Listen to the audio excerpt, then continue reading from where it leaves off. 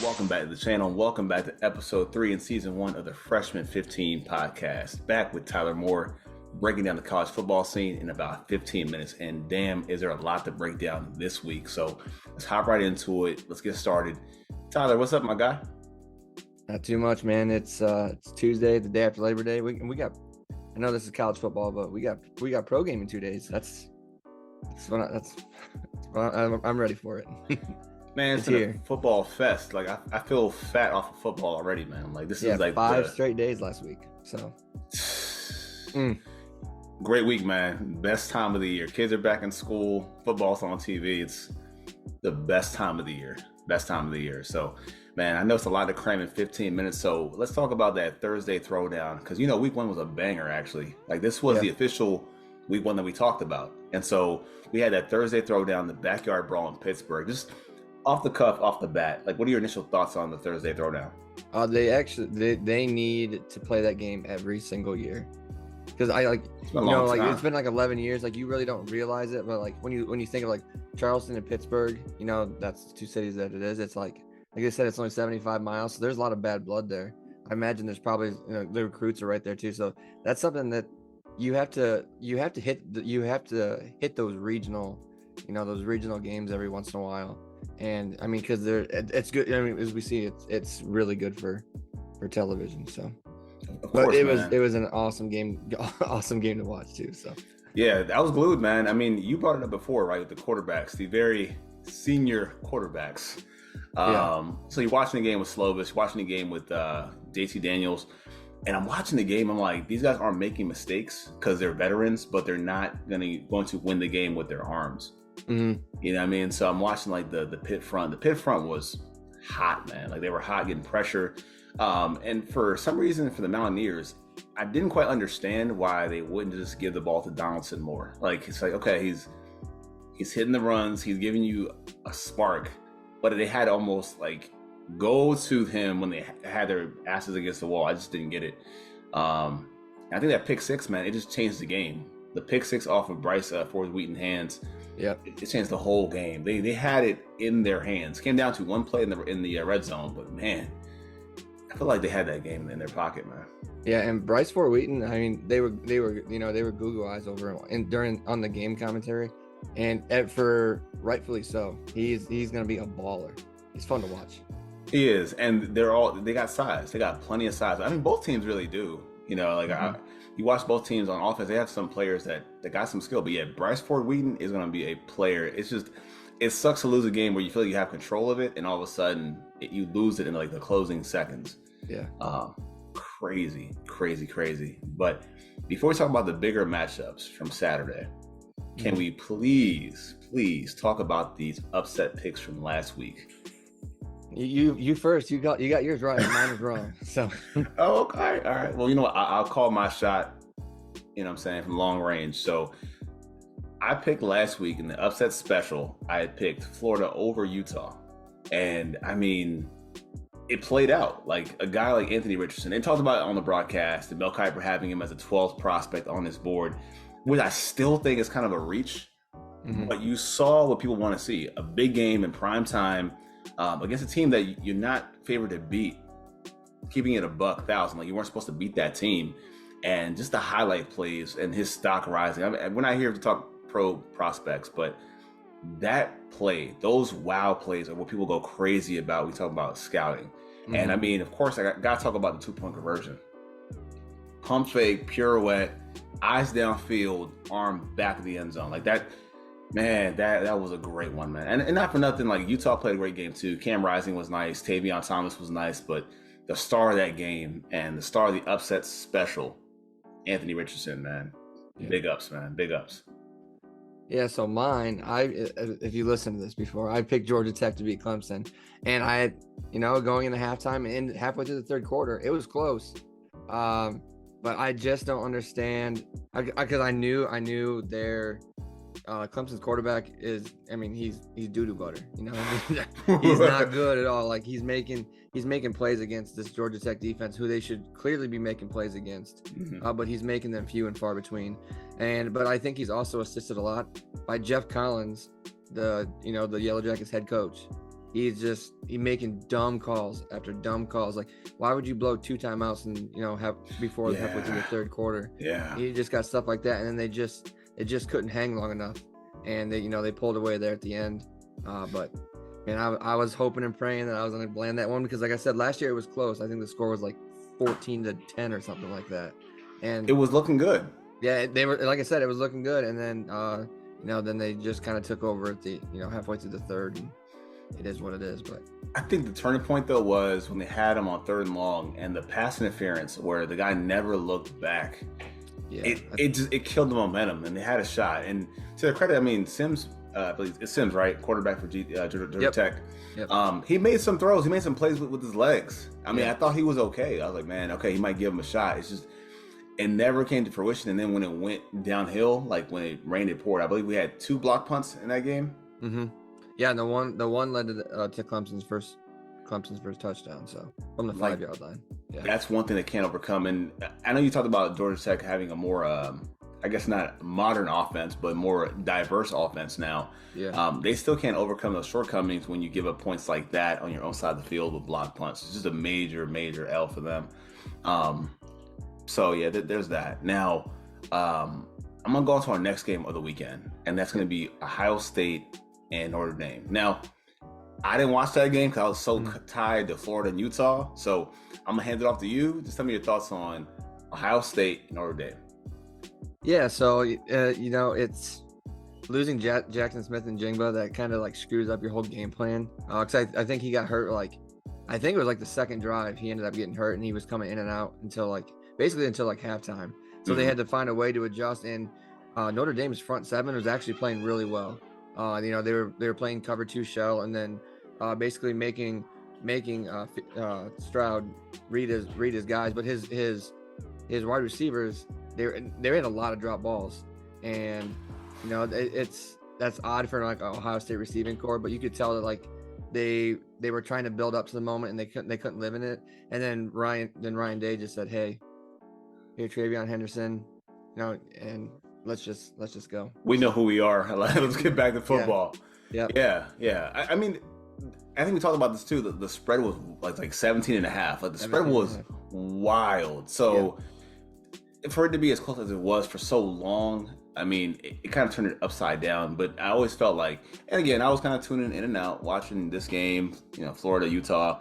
But I felt like over the course of the game, the better team's going to take over, and the more experienced team's going to take over, that being Ohio State. So I look up, I see them score. All right, it's over. I mean, it was close for a while, but yeah, I felt like that game was a lock and key for Ohio State. Yeah, it felt like one of those games where like you were never really in question that Ohio State was going to win. It was just when they were going to take over, and it was their defense is a lot. That I know is Notre Dame's quarterback, because it was his first start, but their defense played a lot better. They've had a lot more pressure. Their front 7 played extremely well, but Notre Dame's tight end, like I said before, he's the one who made the big plays. He's the one that extended drives for them. Like he had, that was nasty catches in double coverage and breaking tackles and stuff like that. It was like the thing that I said. He was the one person I was worried about on their team, and he did show out, but in the end, the better team won. So yeah. I mean, kind of expected. Now, what was not expected was this game next is Oregon and Georgia, a laugher, absolute laugher, which was, shamefully, I think, both of our Saturday spotlight. So this one we had to talk about by itself, because for a couple reasons, and I think there's 2 things here that are bigger picture that I have to ask you about. So I want to ask you this. But watching the game, the first thing that stood out was the quarterback's temperament.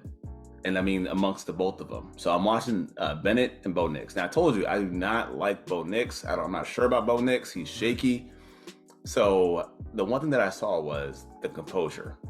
I saw early on with Nix, he was trying to win the game on the first drive. Like by like the 3rd drive, you kind of knew what to expect. Like I'm watching it, I'm like, okay, this game's over early, right? You got Bo Nix forcing balls in tight coverage, not reading the field. Whereas you have Stetson Bennett, who's comfortable, he's confident, he's making good throws, he's hitting first read, second read, third read. Not there, take off. Very in command and in control. So the dichotomy between both quarterbacks was live and present. So again, major L, major surprise.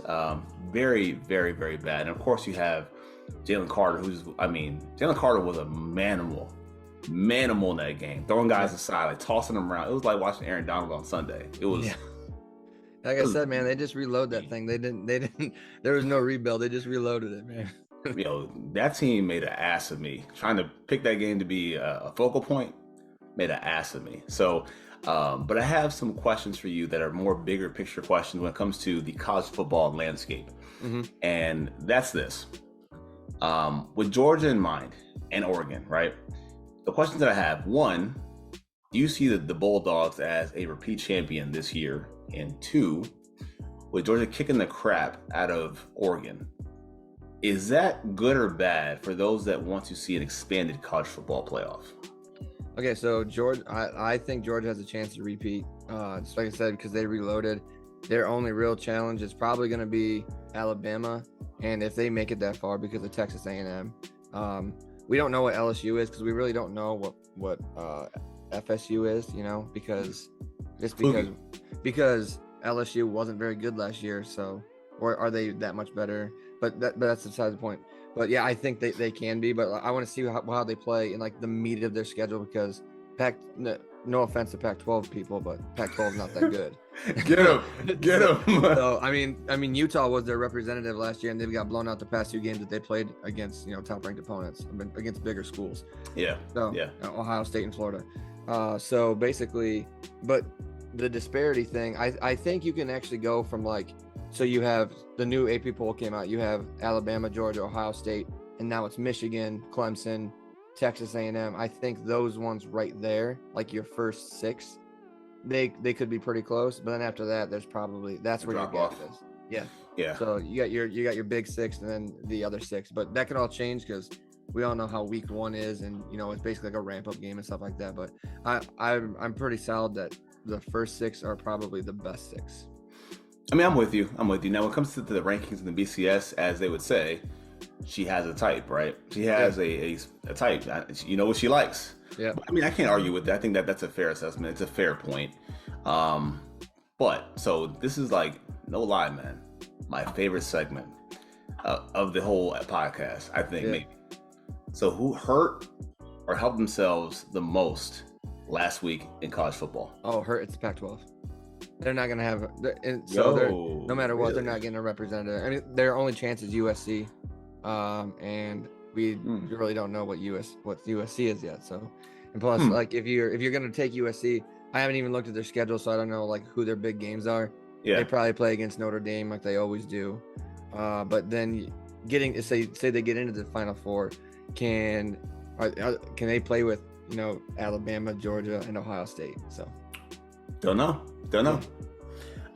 So I'm gonna kind of take that baton and run with it for you. Mm-hmm. Hurt themselves as a whole. I'm going to say the ACC.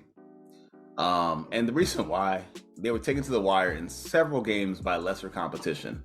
So you have NC State barely hanging on against ECU, who should have beat them and lost by a missed field goal. Then you have Carolina, who should have lost that game and allowed 40 points in the fourth quarter to Appalachian State. Yeah. Appalachian State. Yep, FCS school. And then, which might be Sun Belt now, I don't know. And then, of course, my Hokies, once again, losing to Old Dominion. Man, Friday, I was pissed off because I knew it, though. I knew it. I'm like, they're going to do it again. They're going to do it again. And, of course, my Hokies go down. So the conference as a whole had a terrible week. Now, I'm not sure about what the graphics are in the whole conference versus lesser competition, but yeah, the ACC, man, really let me down for that one. There will be no bids for the playoffs from the ACC. None. Yeah, I mean, you got Clemson, but they're propped up because of what they've done previously. They got the nepotism card up in there, but that's the only one, and maybe FSU if they continue to play well. But that's why I really don't dig Clemson, because cool, you just beat a Georgia Tech team that's won 3 games the past 3 years. Sir, as you said, the QB is doo-doo gravy. So so there's that. I mean, I'm not feeling that at all, man. But I think conferences as a whole took a major L, and like you said, to the playoff point, well, even with an expanded playoff, which we shouldn't see for 2026 maybe. 2026, yeah. It's not looking good. It is not looking good. And I love playoff. I love the expansion, but that is an expansion team that we saw last weekend. So for sure. Yeah. Now, for the Saturday spotlight. Yep. So what game on the weekend docket do you have all your eyes on? For me, personally, it's going to be USC and Stanford. Okay. And I think just why? Because we want to see that follow-up performance from the Trojans. Yeah. One Rice, okay, great. You have a new coach who still has to prove himself. You have the quarterback, Caleb Williams. You have the polished quarterback for Stanford. So this could be maybe a tight game back and forth. So for me, I'm watching USC and Stanford. But for you, what is your Saturday spotlight? Alabama, Texas. Ooh. Yep. You got Steve Sarkisian versus Nick Saban. Is Texas back? Are they not back? They're joining the SEC soon. So, and Texas fans talk up Quinn Ewers, so we'll find out what he's got here. I like it. I like it a lot. And that game's kicking off at what time on Saturday? I think it's the noon game. Yeah, I'm missing that game. Damn. It's a great game to miss. Oh, man. I'll be around. So now we have finally the upset picks, the hot takes, the spicy specials. What is your upset special of the week? I don't really think it's an upset special because they're ranked higher, but I think it's a different. You might have the same one, but I'm going to take Pitt over Tennessee. I don't because Pitt's ranked 17, Volunteers are ranked 24, but Volunteers are an SEC team. They're a higher. I said they're a middle of the pack SEC team. They have a high flying offense. We get to see what they do against what Pitt can do against them and what they can do against Pitt. Since Pitt just played against a Big 12 school, we'll see how they play against like an SEC offense and SEC defense. So it'd be a good test for them. So I actually went for the low-hanging fruit here. Well, maybe not so much because the quarterback is hurt, but I went with Texas Tech over Houston. And I say it because Houston had a long week last week against UTEP. They went down the wire. And again, a ranked school who should have lost to lesser competition once again in college football. And I think that there's something to be said. I felt real confident about it before the QB diagnosis, but even still, I still feel like I'm going to stick with this one hard and take my upset special, Texas Tech over the Cougars. There you go. There we go, man. There we go. So Tyler, man, a fast episode of the Freshman 15. But before we get up out of here, man, any last thoughts and calls? No, Ohio State. I knock on wood. Ohio State's got an easy week this week. I think it's Arkansas State. So rest easy. Yeah, a nice tune-up game, just like the other big schools had last week. So, and you hate on Alabama for doing the Citadel dirty. Hey, man. You're better. They do that at the end of the season when everyone's in rivalry weeks. Like the last 4 or 5 weeks when everyone's playing conference schools. Alabama schedules a Citadel right before rivalry week, so I don't even want to hear it, man. Man, you know what? I can't even talk shit because my Hokies can line up Bowie State on the calendar and lose to Bowie State. So it is what it is, man. It is what it is. But you know what, though? This has been a great time on the Freshman 15 podcast. So my co-host, Tyler Moore, once again, I'm LP Cruz here at Stonehall Sports.